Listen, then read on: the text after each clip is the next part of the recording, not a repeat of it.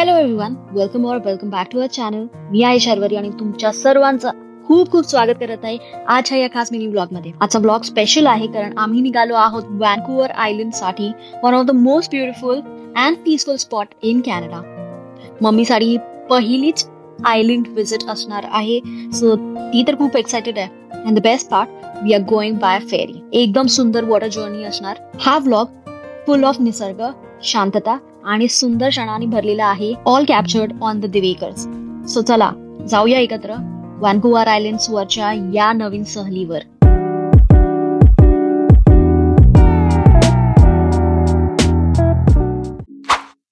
आता आम्ही आलो आहोत फेरी टर्मिनलवर.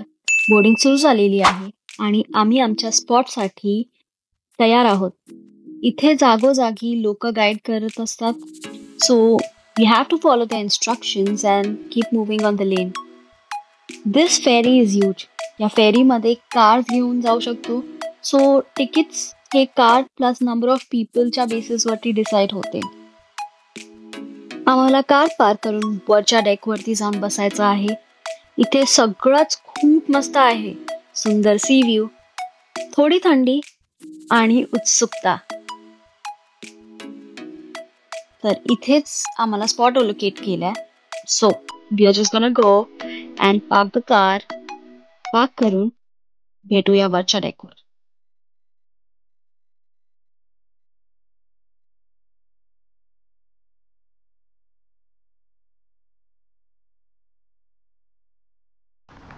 अपर डेक वरती जाऊन जे सगळ्यात पहिलं मी केलं ते डेक वरती जाऊन हा स्पेक्टॅक्युलर व्ह्यू बघितला. हा प्रवास अगदी कामिंग आहे. समुद्राचा आवाज, थंडगार हवा आणि कधी कधी दिसणारे दूरचे हे small island's, it's truly magical. Mummy तर एकदम थ्रिल्ड आहे. ही पहिल्यांदाच समुद्रावरून आयलंडला जाते. आम्ही दोघी खिडकीजवळ सीट घेऊन बसलो आणि गप्पा चालू केल्या. हाय चाललो आता फेरीनी व्हॅन्कूव्हर आयलंड. 2.5 hours जर्नी आहे by car and bye boat. Car park केली एक्चुअली राऊंडला आणि आम्ही 3ऱ्या माळ्यावर आलो होतो आणि वर बसलो. आता बोटीचा प्रवास चालू झालेला आहे. कारचा प्रवास संपला. आता 2 hours जर्नी आहे आणि आता आयलंड्स वर जातो आणि बघण्यासाठी सुंदरपैकी बघा पॅसिफिक महासागर आहे, अथांग महासागर आहे. फेरीचा प्रवास हा 1.5 तासाचा. उतरणार आहोत ननायमो फेरी टर्मिनलला आणि तिथून आम्ही पुढे ड्राईव्ह करणार आहोत टोफिनोसाठी. टोफिनोची राईड ही 4 तासाची आहे आणि हे विचार करूनच आम्हाला इतकी प्रचंड भूक लागलेली आहे. फेरीमध्ये कॅफेटेरिया तर होताच, पण मम्मीचा आज आहे वार आणि तिथे काही व्हेजिटेरियन ऑप्शन नव्हता, तर आम्ही विचार केला उतरून काहीतरी पटकन ड्राईव्ह थ्रू मधनं ग्रॅब करू आणि पुढे जाऊ. तर काही दिसलं नाही, तर आम्ही निघालो स्टारबक्स मध्ये. कॉफी ग्रॅब केली, थोडं सँडविचेस ग्रॅब केले आणि निघालो पुढच्या प्रवासासाठी. आयलंड्सवरचं वेदर हे खूप अमेझिंग होतं आणि ड्राईव्ह खूप लांब, तर आम्ही विचार केला मध्ये मध्ये आपण थोडं हॉल्ट घेऊ. प्रवास मोठा असल्यामुळे आम्ही विचार केला की मध्ये मध्ये हॉल्ट घ्यायचा. तर आमचा नेक्स्ट हॉल्ट आहे हा खूप क्यूट आणि फेमस ठिकाण आहे, गोट ऑन द रूफ हूप्स म्हणून. हो, लिटरली छतावर बकऱ्या फिरत होत्या. It's a quirky local market, bakery आणि गिफ्ट शॉप पण आहे. मम्माला तर हसूच थांबत नव्हतं. शी वॉज लाईक, हे काय असतं. आम्ही एंटर केल्या केल्या इतकं मस्त असं वाटलं आम्हाला स्टोअरमध्ये. सगळीकडे लॅन्टर्न्स होते. दिवाळी फील आला, लिटरली दिवाळी फील. पण it was cute. Honestly local market असल्यामुळे you will find quite an unusual thing जे की लोकल असतात. तर आम्ही आमचं एक्सप्लोरेशन सुरू केलं.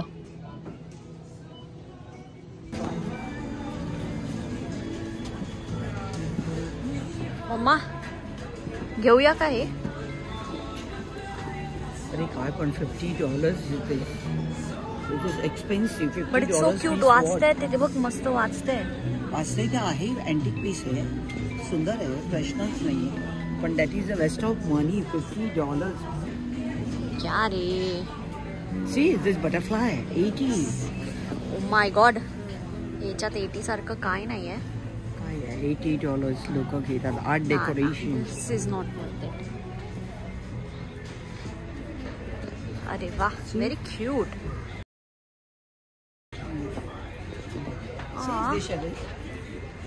So cute. Bookstores.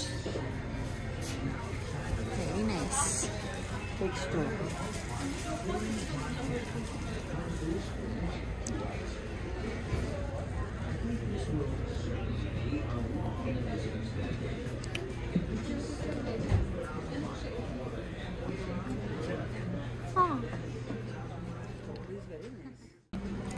बघा आमच्या मम्मीला काय सापडलेलं आहे इथे. चिंदी रग. मम्मी खुश. कुछ तो पहचान का मिला. आपल्या इंडियातला आलं चिंदी रग. ते पण टाकाऊ टिकाऊ. आणि हे $10 बघ. मेड इन इंडिया लिहिलेलं पण आहे. आणि मेड इन इंडिया म्हणजे 600 रुपयाची. इंडियाला कितीला मिळते. 100चं. बापरे, $10. Crazy. Mattress. This is still fine ना, कारण मोठी आहे ना. हो, मॅट्रेस. ते बसायची मॅटच आहे ना. बापरे, इंटरेस्टिंग. हे पण क्यूट आहे बघ.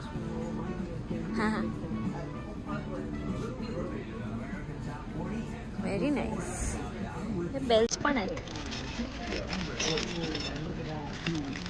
ओ, घंटी. घंटी.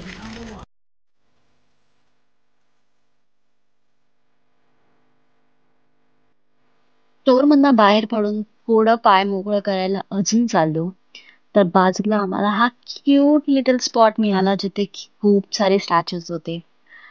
नो क्लू का आहेत स्टॅच्यूज, कुठून आले, पण लिटरली स्टॅच्यूज पूर्ण जगभरात आलेले होते.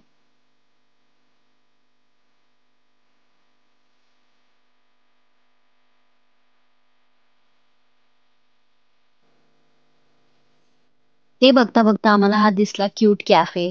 सो विचार केला आतमध्ये जाऊन एक्सप्लोअर करू. पण आम्ही आत जाताच आम्हीच सरप्राईज झालो. Because again it was amazing. खूप असे अनयुजुअल आणि अँटिक्स गोष्टी दिसल्या आम्हाला. आपण जेव्हा प्रवासाला निघतो तेव्हा आपल्याला माहिती नसतं की काय ठेवलं आहे आपल्याला त्या प्रवासामध्ये. पण जगाच्या कोपऱ्यात पण अशी एक क्यूट जागा आहे हे पाहून मला तर अतिशय आनंद झाला. आणि मला जायचं नव्हतं पण पुढचा प्रवास तर झालाच पाहिजे. सो आम्ही या क्यूट जागेला बाय करून निघालो आमच्या पुढच्या प्रवासासाठी. मित्रांनो, व्हॅन्कुव्हर आयलंड हा कॅनडामधला एक हिडन जेम आहे. जर तुम्ही कॅनडामध्ये येणार असाल किंवा कॅनडामध्ये आहात तर हा तुमच्या बकेट लिस्टवरती नक्कीच हवा. Vancouver island is located on the west coast of British Columbia आणि मेनलँड पासून हा आयलंड वेगळा आहे. तर त्यामुळे फेरी किंवा प्लेन हेच तुमच्याकडे ऑप्शन आहेत. आयलंडवर काय आहे?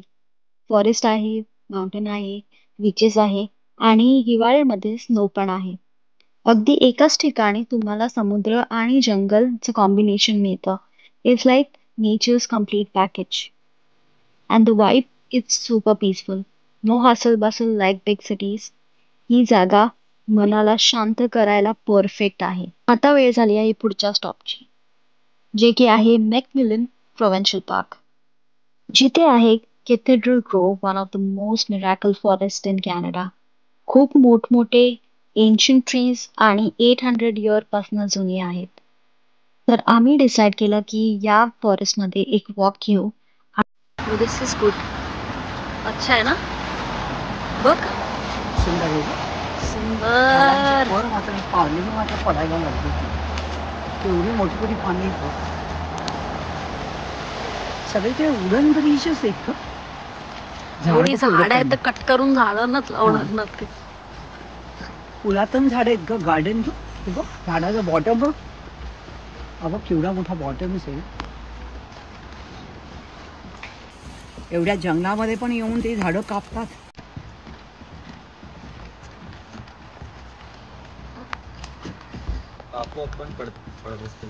घनदाट जंगल. स्टॉर्म आल्यावर ते पडतात.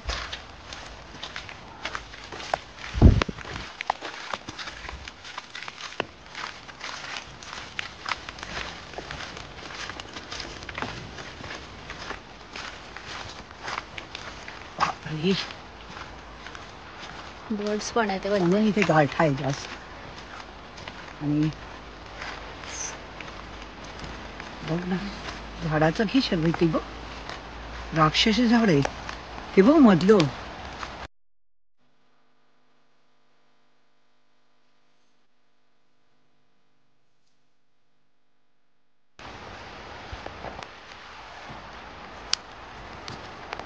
केवढं उंच आणि केवढं बघ, सरळ स्ट्रेट वे आहे पुन्हा.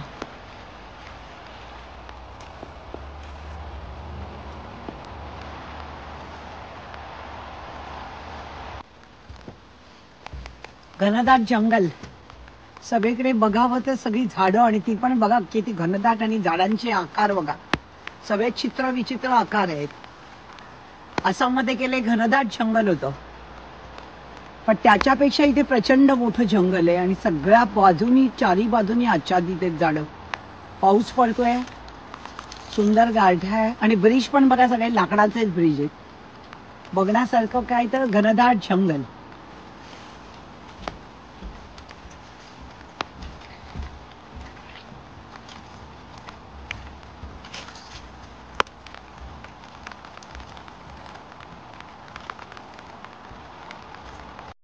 आम्ही आमची पुढची जर्नी रेझ्युम केली आणि थोड्या वेळात वेदरनी ड्रामॅटिक टर्न घेतला. पाऊस पडायला लागला आणि त्याच्यानंतर स्टॉर्म वॉर्निंग पण आली. मम्मी पण खूप टायर्ड होती आणि तिची पण तब्येत खराब झाली. So we decided to pause our journey. आम्ही डिसाईड केलं की टोफिनोला पोहोचून हॉटेलमध्ये चेक इन करून रेस्ट करू, फूड ऑर्डर करू आणि रिलॅक्स करू. Sometime travel teaches you to pause आणि हेच आमचं टेकअवे होतं. Thank you for watching. Like, comment, share and subscribe. Stay tuned for part 2, Tofino to Victoria.